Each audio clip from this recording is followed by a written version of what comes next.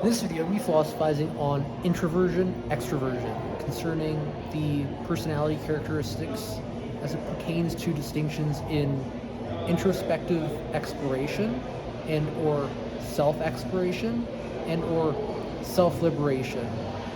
compared to obedience to authority that forms the opposite end of self-liberation, associated with meaningful concern for individual autonomy and or privacy. Introverts tend to be more concerned with individual autonomy derived from one's privacy and or seeking privacy and or to restore one's self in relation to experiences within solitude and solitary explorations. Introverts compared to extroverts, as it concerns self-explorations, engage in distinct self-exploration styles, meaning that introverts tend to prefer to explore the self in relation to engaging journaling and or often within boys and or men non-fiction reading materials, meaning that it's often practical wisdom one cultivates within consuming non-fiction information. One may cultivate deeper self-knowledge and or self-awareness to allowance for one to more meaningfully explore what's meaningful to the self and or derive practical conducts one may infer from what one learns and synthesize more creative explorations, often alone, compared to girls and or women who tend to prefer distinct approaches within introverted compared to extroverted women, yet girls and or women tend to engage more meaningful similarities, not necessarily the direct approach boys and or men may engage in within self-exploration, yet often relationally connecting the underlying psychological need for affiliation to infer certain personality characteristics within the self resonant within others whom hold similar personality characteristics, connecting in relation to engaging in the meaningful similarities within certain conducts,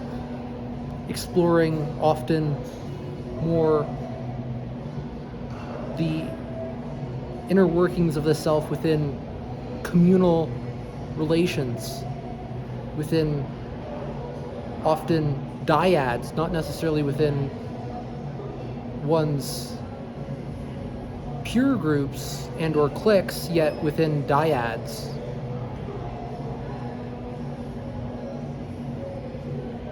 Introverted girls and or women who tend to read more than their counterparts are more likely to read fiction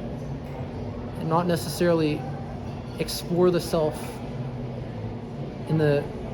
meaningful, similar direction of desired meaningful effect as introverted boys and or men, who tend to often desire to get lost and or escape within the fantasy worlds within the fiction and or may infer certain admirable characteristics within the heroic protagonists, be it, and it often is in most fantasy stories, a male hero may romanticize the hero, yet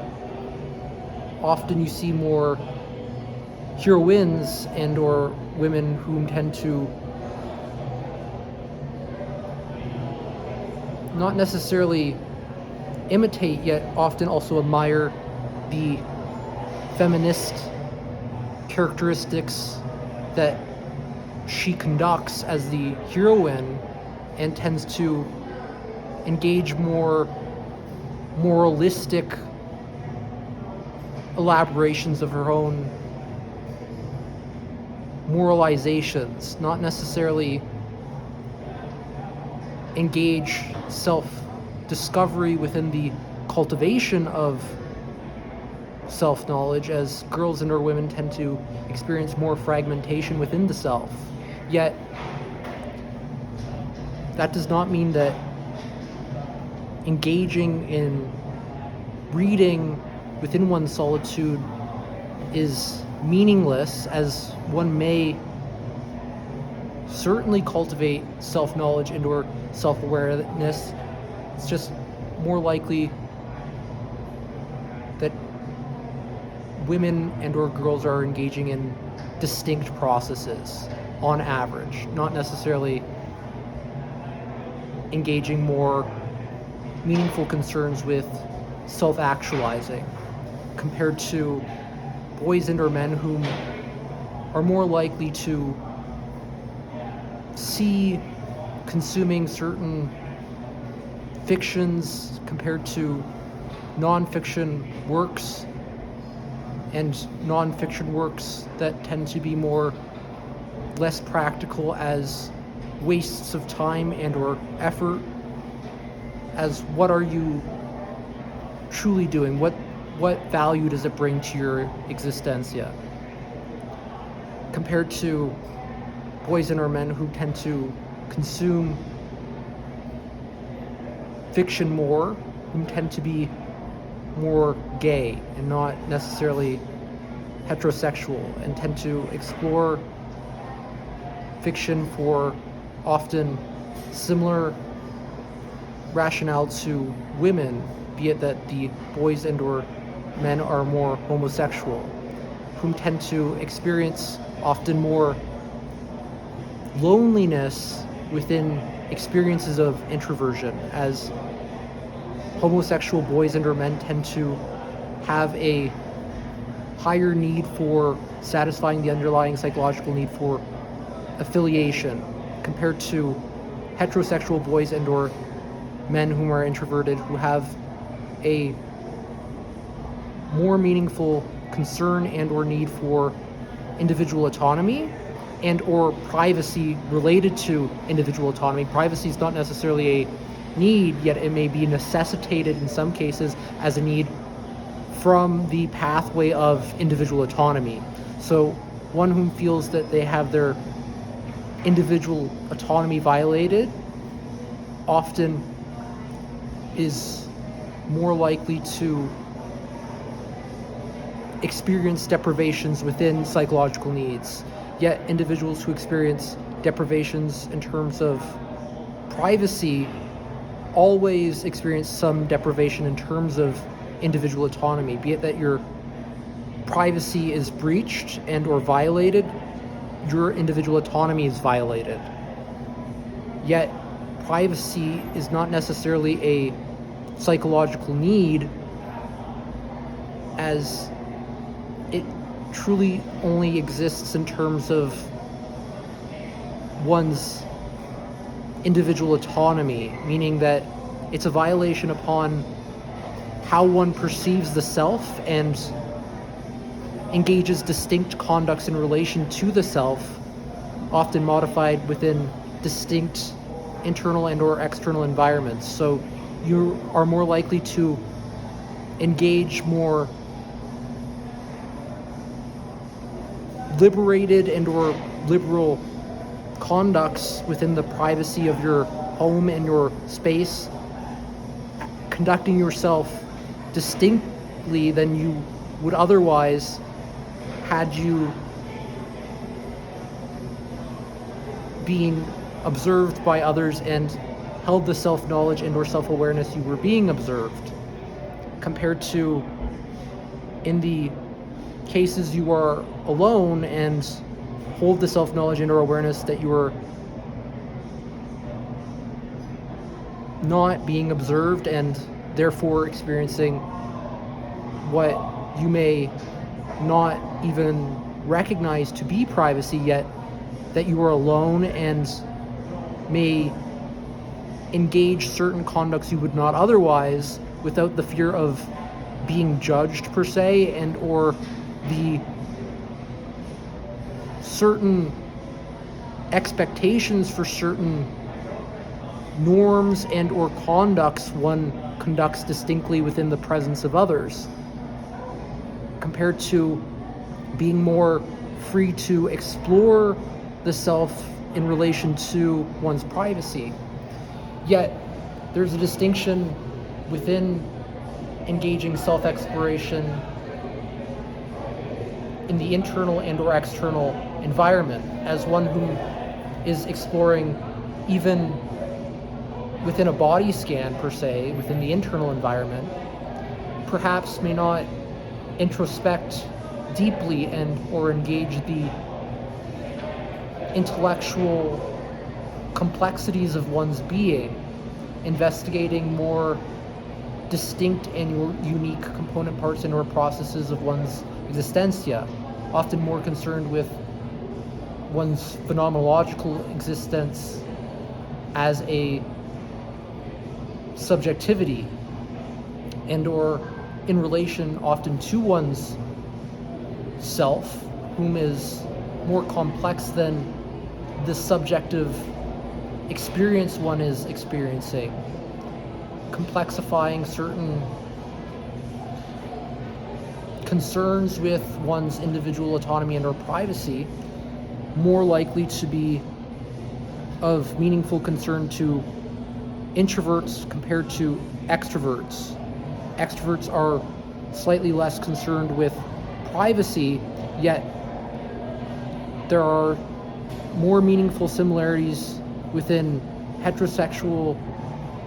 boys and or men whom are introverts and or extroverts who are concerned with individual autonomy. So the variance within the differences in introversion and extroversion accounting for privacy is more likely to be accounted for within introverts holding a certain bias for privacy meaningfully, to more value time alone and or without the observation of others, to conduct their affairs more liberally without the conservatisms imposed by others' normative expectations.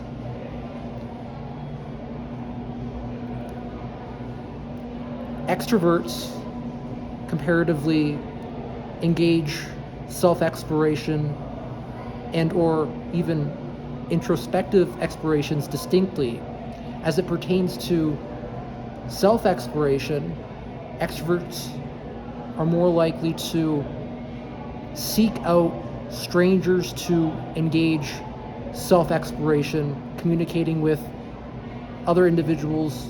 to connect with certain meaningful similarities, to allowance often insights within the volitional, meaningful communications, engaging meaningful utterances of thought, activating more stimulating regions of the executive function, the front area of the brain, amongst other areas of the brain, predominantly within the prefrontal cortex, engaging more stimulation associated with what is named the behavioral activation system, called, or what one may also refer to as the BAS system, compared to the behavioral inhibition system that is more associated with avoidance. The BAS system, behavioral activation system, is associated with approach and approaching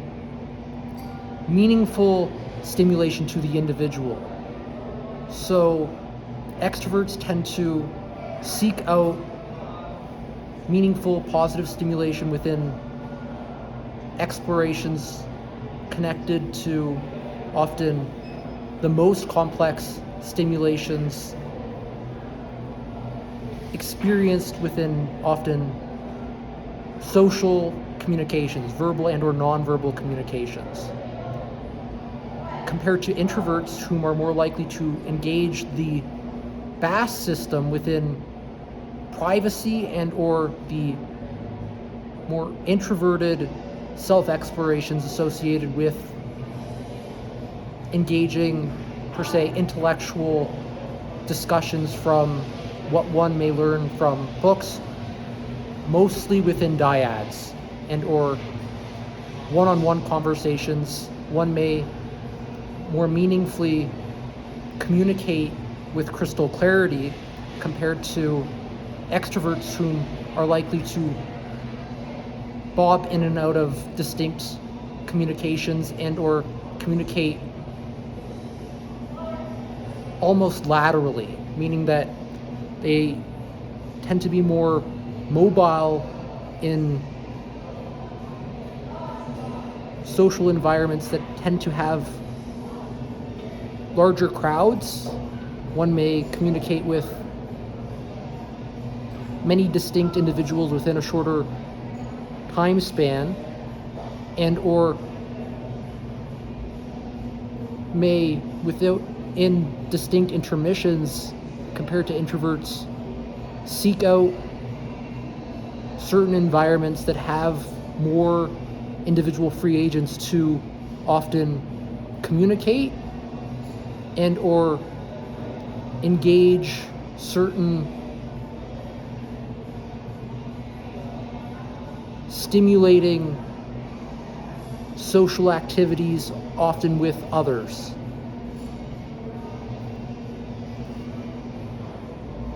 Yet there is more social avoidance related to the self-exploration within extroverts, whom tend to be more high in self-avoidance in terms of exploring the uniqueness of the self, compared to introverted boys and or men, as introverted girls and or women tend to have more difficulty with uniqueness and tend to value more the shared and or more pro-social, not necessarily to mean that the explorations are pro-social, yet are more perceived to be pro-social and tend to actually more approximate what is people-pleasing, modifying often one's self to fit in with certain cliques instead of constitute the uniqueness from within one's being, compared to often appropriate certain conducts, in some cases misconducts, harming the self with people-pleasing, more likely to result in burnout and feelings of depression and or anxiety, engaging in certain conducts one may not desire to engage in, yet engages to satisfy certain underlying psychological needs for affiliation, as other individuals one may be spending time with, whom are considered by the self to be a intimate other, someone who's meaningful to the self, may value certain conducts one does not value, conducting more people-pleasing and counterproductively certain misconducts in often overextending what neglects what the self values. Not to mean that some appropriation and or engaging in give and take in terms of the I enjoy engaging this activity and you enjoy engaging that activity is more beneficial often to cooperation within pro-social relationships, yet tending to engage certain conducts one neglects the self to nearly or never engage what one most meaningfully judges to be meaningful to the self, is more likely to result in burnout and or feelings of depression and or anxiety, failing to satisfy certain underlying psychological needs in as it pertains to girls and or women, mostly in meaning in life, not necessarily uniqueness. Yet girls and or women who tend to be more high in terms of openness to exploration and or creative are more likely to experience deprivations compared to other girls and or women who are less creative in uniqueness, as uniqueness is most meaningful to creativity and or especially in boys and or men, originality, engaging more original thinking and or thoughts, liberating one's thinking processes, mostly related to introspective explorations, engaging more originality and or judging associated with what's meaningful to the self within the more elaborative introspections, engaging personality characteristics within one's self, not necessarily that are always conducted within what's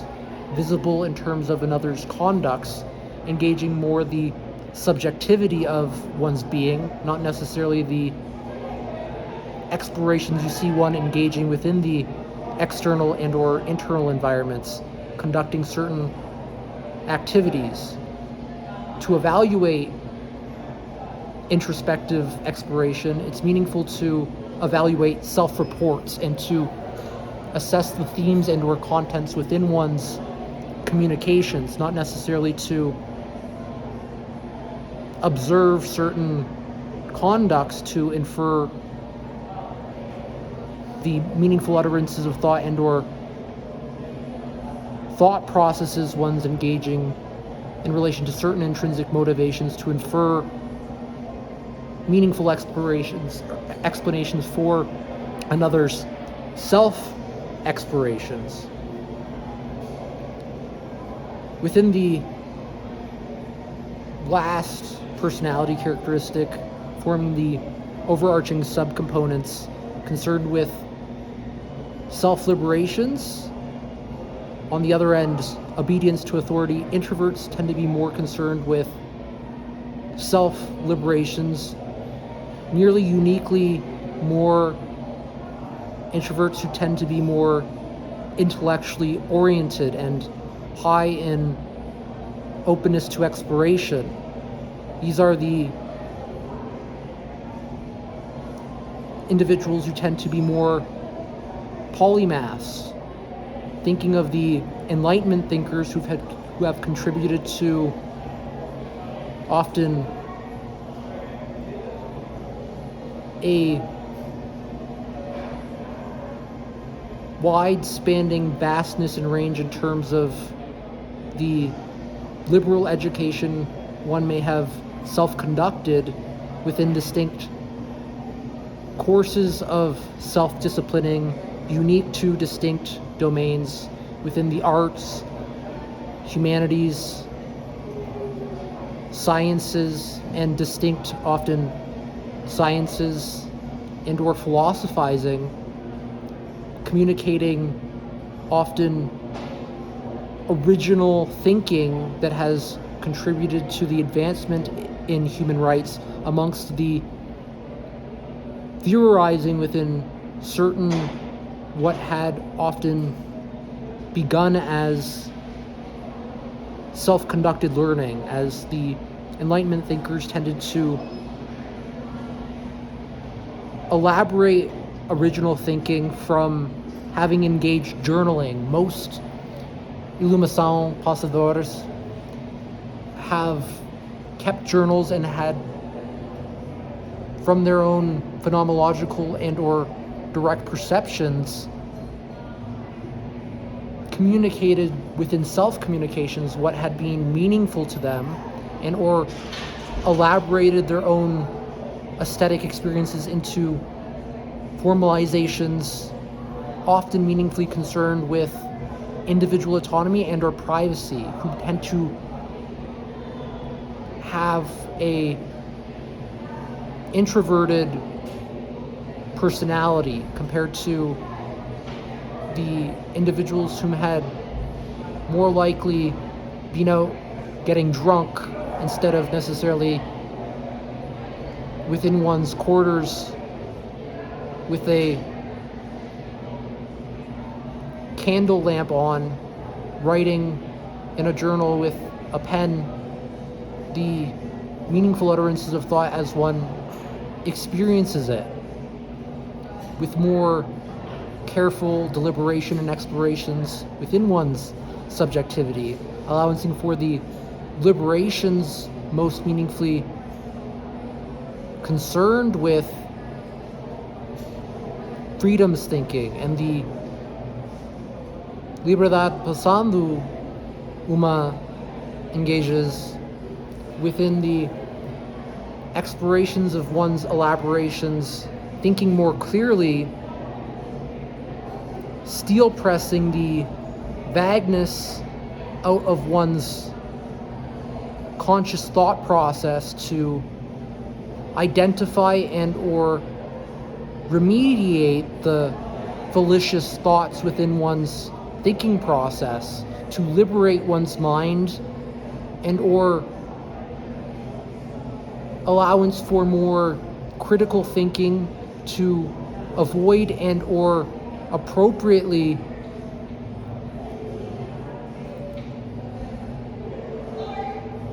cultivate self-knowledge and or self-awareness as the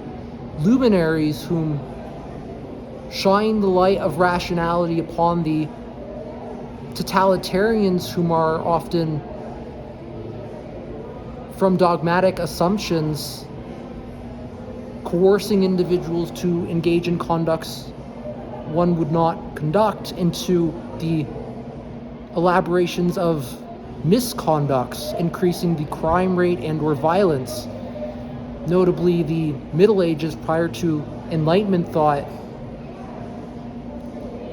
had meaningfully less codified laws and or the penalties for the laws, and or in some cases miscarriages of justice tended to be grotesquely harsh and or unfair and or unjust, often resulting from the lack of liberated thinkers whom could shine the light of rationality upon the vaguenesses and or abuses within the individuals whom were unjustly punished, whom often did not have easier access to the best facts available at the time, including one's ironed out vaguenesses within one's subjectivity to think more clearly, uniquely derived within the existing priors. One has easier access to self-knowledge and or self-awareness. One may evaluate to articulate creatively certain excuses and or justifications to provide within the due processes existing the allowance for one's liberties, often neglected. We often forget human rights and or freedoms tend to be more contemporaneous, emerging mostly within the 16th century, the early dawn of the Enlightenment period, yet most human rights developments were elaborated exponentially within the mid-20th century into the 21st century, not necessarily within the 19th century, the dawn of the psychological enlightenment, as I have originally instantiated, mostly commencing with the works of Immanuel Kant or Wilhelm Wundt or William James. Yet William James is also and also Wilhelm Wundt, they're also operating within the early 20th century. So the 19th century and early 20th century. And you see the earliest psychological enlightenment thinker is Immanuel Kant, and subsequent to Kant is Friedrich Nietzsche, whom contributed directly to the early literature on psychology to provide wisdom in terms of how one may avoid the self-inflicted injuries from resentments and or undo unnecessary suffering within one's subjectivity, and from more engaging the appropriate duty of care, conducting oneself more responsibly to allowance for the optimums of subjective well-being. Well-being itself, the explorations of well-being, is something we only uniquely see emerge within the end of the 19th century and early 20th century, with an exponential increase in the 1980s. So well-being tends to be something that's more recent, not something that has existed for a long time. And even within the early inception in terms of psychology as a science within the 19th century, the main concern was not concerned with well-being whatsoever. It was mostly concerned with treating clinical psychiatric disorders and also criminality indirectly, more concerned with the prevention and or mitigation of crimes. Yet forensic psychology is more recent, and the thinking that criminality is a disease is nascent, existing within mostly the last 2 decades, not necessarily something that has been emergent within the Enlightenment period. Even within the Enlightenment period, there was still a vast range of injustices to experientially encounter, with various superstitions and or supernaturalisms to be responsible for more misconducts. Yet the Enlightenment expelled many fallacies within supernatural thinking with the Renaissance on natural philosophy, instantiating original sciences from self-conducted learning to liberate the minds of free-thinking individuals, more concerned with individual autonomy, as the luminaries of the time whom liberalized not necessarily the globe per se within the time. That took several years to contribute to the global enlightenment, yet tended to be the luminaries whom shined the light of rationality around them to influence individuals whom they tended to encounter experientially on a day-to-day basis, and whom tended to, as a result of their meaningful utterances of thought, themselves engage more rational, practical wisdom within their conducts, extending the lifespan and or the positivities and or optimisms individuals experience, engaging more creativities within one's being, and or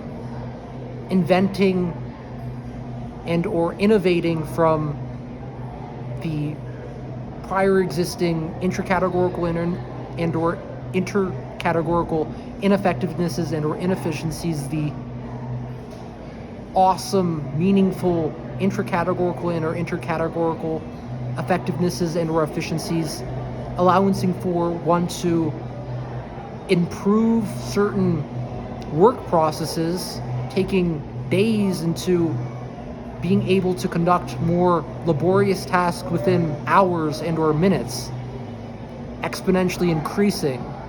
You see many inventions in terms of early computing even starting within the 16th century and exponentially increasing. Amongst certain innovations, mostly within the law, providing more rights and or freedoms to individuals, not less, and not criticism per se, as you might sometimes hear individuals communicate today, whom for whatever ideological reason think that rights and freedoms are somehow arbitrary and provide no benefit to individuals and are false and or shallow, yet are what allowance for the innovations and or technologies and or the allowances to engage the creation and or appropriate duty of care and or protections of intellectual properties that allow for individuals whom are working at the cutting edge to engage meaningful work without the disruption resultant from the individuals whom mean to prevent progress and or engage the destruction of intellectual property, preventing the allowances of contemporaneous medicine to treat various diseases and or illnesses, amongst various innovations and or inventions to improve workflow and optimize the technologies that allow you to have burgers in like 5 minutes, not the 15 to 20 minutes it may take to cook a patty, and yet maybe longer to prepare the whole patty. So the innovations within technologies and interventions have allowance access to what had not been thought possible and yet is more probabilistic. For the human rights and or freedoms, one is allowanced, not disallowanced, to mean canceled out and or prevented from being conducted within a certain direction of desired meaningful effect.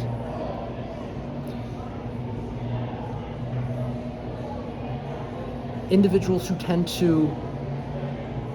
cling on to superstitions and or supernaturalisms are more likely to rely on the dictums of totalitarians and or others whom one does not hold clear knowledge to think from one's self-knowledge and or self-awareness to engage the self-liberations, and is more likely to be obedient to authority. Often more extroverts whom are lower in intellect within the openness to exploration, desiring not to think for oneself and or engage self-conducted learning to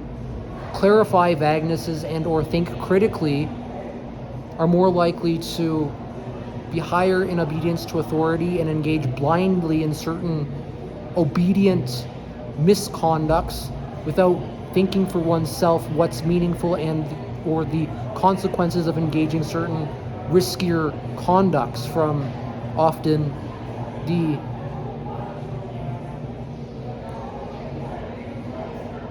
allegiances and or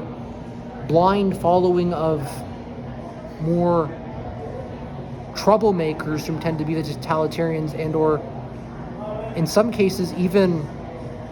intellectual authorities who mean well and or perhaps communicating clearly, yet resultant from the vaguenesses tend to engage blindly in misappropriated